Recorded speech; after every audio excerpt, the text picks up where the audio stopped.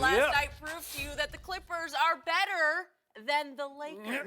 No, absolutely not. No? You Well, know what good. game were you watching? The same You game. got to get a new TV, man. I just want to know one thing. When the Rockets beat them twice earlier this year, did it prove anything? Were they full strength? Whoa, Were they full strength? Hold on, time out. It's my turn. I'm talking right now. I didn't question and I answered it. No, it's a rhetorical question. It's rhetorical. I never know rhetorical or actual. Okay, well, how about this, Skip? No, this game was more about the flaws of the Houston Rockets. Let me ask you a question. How many NBA teams will win a game in which they shoot 7 for 42 from the three-point line, and their two best players score 45 points, but it takes them 44 shots to do it? How many teams are going to win a game in the NBA? None. Wait, are you asking me? Yeah. No. Is it? Yeah, go ahead. You can answer that one. Really? Yeah. They won't if they're playing the Clippers. Stop it. Yes. They had some great looks. The ball was not going in. The ball wasn't falling last night. Skip, the game kind of reminded me of Game 7 against the Warriors. Remember when they started 0-27 from the three? And it was just like brick after brick after brick. But this is all they have. When you only play 6'5", 6'7" guys, you don't have any other option. See, the thing with Golden State, Skip, you remember when Golden State lost that 3-1 lead? They went cold from the three-point line. They didn't have anybody that could play with their back to the basket. Now, all of a sudden, they get a 7-foot monster. You go cold from the outside. Hey, KD, drop it down, bruh. Go to work. The Rockets don't have that. Skip, stop it. The Clippers are a good team. I'm not trying to here to take that away from them. But the one thing the Clippers did not do, they didn't fall into the trap. They played who they are. Zubas looked like Akeem Olajuwon last night.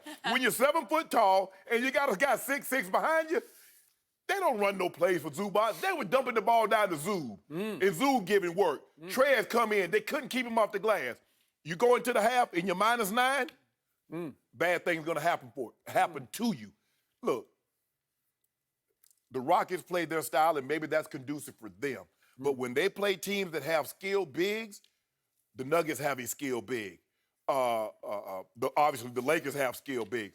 You're in trouble. And the Clippers, you saw last night, this is why I don't believe they can represent the Western Conference. This was not about the Clippers. The Clippers are a good team. But when you play 6'6" guys, that's a great high school team. That's what that is. That's what you see in high school when all the guys are 6'5", 6'6". Not in the NBA. There's a reason why 7-footers are a commodity. You want height. The Rockets gave all that up. Look, Skip, and it also goes to show you. Now, where have we seen this before? Have you seen James Harden not show up in a big game before, Jenny? Have you seen Russ not show up in a big game, Skip Bayless? Now, have you seen this? Yes or no, Skip? You can answer that if you like. I'm waiting until it's my turn. Somebody's trying to play ball control I'm not trying to and eat up the clock so that somebody doesn't get run over. All I'm saying is that in big playoff games, we've seen the two best players from the Rockets come up small, especially James Harden. Okay. So with that being said, Yep. I'm still taking the purple and gold, and we got something for you on Sunday. Do you? We got something for you. I want you to go to church, because you're going to be doing a lot. When you're in church, I want you to pray. I want you to ask him forgiveness for some of the things that you're going to say when you're watching this game. I don't pray for sports. No. You praying that he forgive you for the things that you're going to say. No, not the game. No. I go every Sunday, so you don't have to tell me or ask me to go to church. But now it's my turn, Go ahead. correct? Mr. Sharpe. Yep. Last night should have told you, as you sat up in your palatial estate up in Bel Air, up on your throne of a couch, watching your gigantic TV that covers an entire wall of your mansion. It should have shown you and told you, you are in big trouble. Your man, LeBron James, is in big trouble. We'll see. The Clippers roster has been whole 10 times for 10 games this year. The Clippers are 10-0 in those games. Fox Bet is setting the line on Sunday's Clippers-Lakers clash number 3 at Clippers by 4.5. They're at Staples. It is a quote-unquote Clippers home game. Yeah. But they are favored in the early line by our Fox Bet by 4.5. What does that tell you about a Lakers team that has a much better record, right? Tells me I'm going to get in on the Lakers and that 4.5 and make me some money. That's what it tells me. Well, it tells me that you are in trouble because LeBron now has to deal with Giannis first in the prelim in a big MVP showdown tonight on national TV. And he's going to have to focus his energy on that game. And if I know LeBron the way I think I do, high basketball IQ, I think he will give every ounce of his being to tonight's game to try to triple-double Giannis, to outplay Giannis, and to ensure his lead in the MVP race, because I think he's starting to see and feel that MVP is all he is going to win this year, because he's not getting out of the West to another NBA Finals. Okay. This team is just too good. What it's boiling down to is the Clippers are a 10-man team and the Lakers are a 2-man team. And I'll take 10 over 2 any day, Sunday, or any night whenever they play in the playoffs. And last night, to me, was not an indictment of the small ball Houston Rockets. Really? It was just a statement made by the Clippers. Yet another statement, because they have won 6 straight games. And if you have watched closely what's happening in those 6 straight games, they are suffocating and annihilating every opponent in 3 quarters. They are blowing people off the floor in 3 quarters on offense and defense. They made a statement again last night that just said, we're just way better than the Houston Rockets. They can go tall or small. It just doesn't matter to us because we're just too deep. We're too good. We're too physical. We're too fiercely committed on the defensive end of the floor. And what I saw was James Harden was just overmatched last night. Again, I don't know how much you focused on what was happening, but Doc was sending a different defender at James nearly every time down the floor. It would be Kawhi, then it would be Paul George, then it would be Marcus Morris. And after a while, you just get flustered and frustrated, and you say no mas. James Harden said no mas because it was just late in the third quarter. What was it?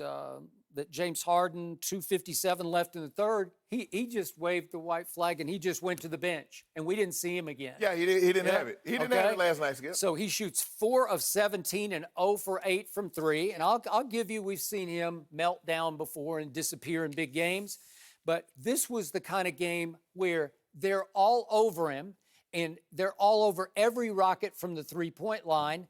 And the reason that they shot 7 for 42 was hands in face, long arms of the law reaching out into their face on every contested three-point shot. And once they missed 4 or 5 to start with, they got more and more frustrated because they shot more and more. The Clippers will not back off on defense. They won't let up. They're just relentless, starting with Patrick Beverley as their little pit bull point guard. Skip, when you are a three-point shooting team, you have no inside presence. Why would you not guard the three-point line? You're not worried about it. There's only 2 guys that can get around you. That's Russ and that's Harden. So no inside presence. So why would you not guard the three-point line? That's their only chance of winning. Skip, if you tell me they're going to make between 18 and 25 threes a night, Skip, I say, you know what? They got an excellent chance. But the likelihood of they're winning 4 games and when they shoot 18 or 25 made threes, that's not happening. You know that. Okay, I don't know if you noticed, but Russell Westbrook played as hard last night as I've ever seen him play, especially as they were getting blown out in the second half. He went berserk. He was playing possessed because he was ashamed that they were getting embarrassed on their home floor on national television. And he was trying to say, no, no, no, I will not accept this. And he's diving for every loose ball, and he's attacking every rim he could see. And he was having a harder and harder time because Zubats and Montrez can flat out protect the rim. And they do it nasty. They are fighting, scratching, clawing. You are going to get met at the rim if you attack their rim. And Russ kept getting met and rejected. He missed some easy ones too, though, Skip. But he again, did miss some easy ones. He's having a harder and harder time just trying to go up through the trees to fight to get a clear shot at the rim. And again, he had a nice game in the end. You look at the bottom line to it, but 23 and 15. 29, right? 29 and 15? Yeah, 29 and 15. Yeah, excuse me, 29 and 15. But look at what it took 11 of 27 shots. Right. There were so many missed shots at the rim because he only took 2 threes, and obviously. Because if you think about it, Skip, a lot of these, he had 7 offensive rebounds. A lot of those was his own miss because he's right there at the rim. He got 3 rebounds in 1 possession.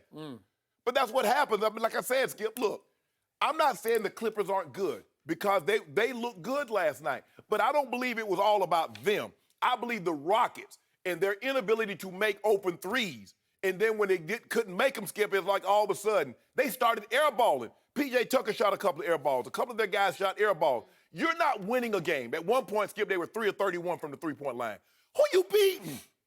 Thank you for watching. You can subscribe here to get the latest from the show, and be sure to check out more of the best clips from Undisputed, or go watch a few other segments from our other shows on FS1.